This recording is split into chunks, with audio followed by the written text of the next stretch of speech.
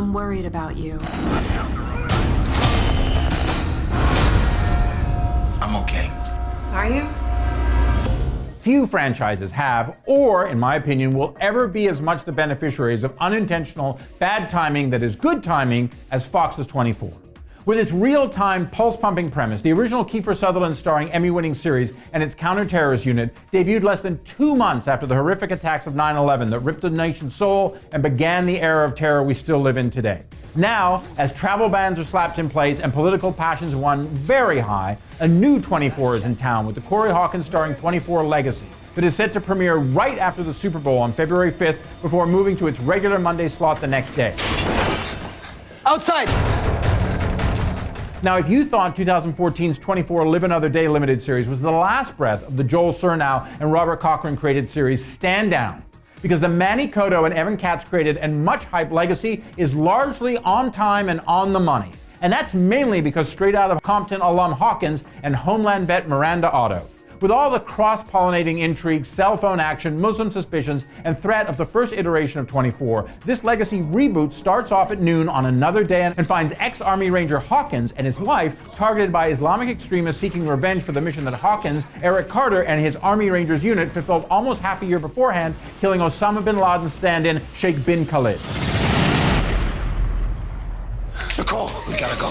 Come on, Nicole, we gotta go. Part what if the Navy SEALs who killed bin Laden in real life in 2011 were sought out, the Rangers here are picked off one by one in their pursuit of data containing the names and contacts of a ready-to-be-activated sleeper cells trained to unleash a terrorist attack in America. Add in some complicated family dynamics for Carter, a presidential campaign, Jimmy Smits, the In Everything This Year Gerald McRaney, high school rebels, and the change of leadership at CTU, and you have yourself that split-screen suspension of disbelief that is 24 good and bad. And even with Smits once again running for the White House as he successfully did in those last seasons of The West Wing, and Otto as his ex-CTU boss wife who feels like a relative of Otto's double agent role in the last season of Homeland, plus those leaps of faith that will get you through any season of 24, Legacy is largely good, especially because of Hawkins, Otto, and Scandal alum Dan Bukantinsky as a CTU analyst who definitely has a lot more going on than you think or he wants you to know.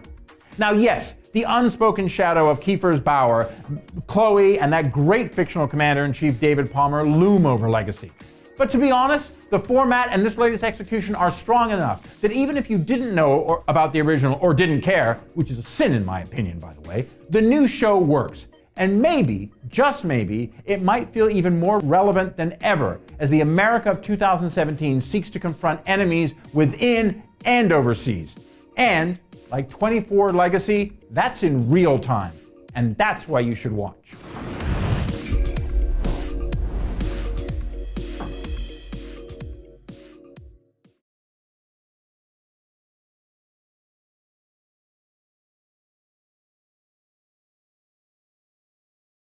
Now, if you thought 2014's 24 Live Another Day limited series was the last breath of the Joel Surnow and Robert Cochran created series, stand down. Because the Manny Cotto and Evan Katz created and much hyped Legacy is largely on time and on the money. And that's mainly because straight out of Compton alum Hawkins and Homeland vet Miranda Otto. We're blown, Rebecca. Bin Khalid's people found us. Bin Khalid was planning an attack on U.S. soil. Maybe this is a part of that.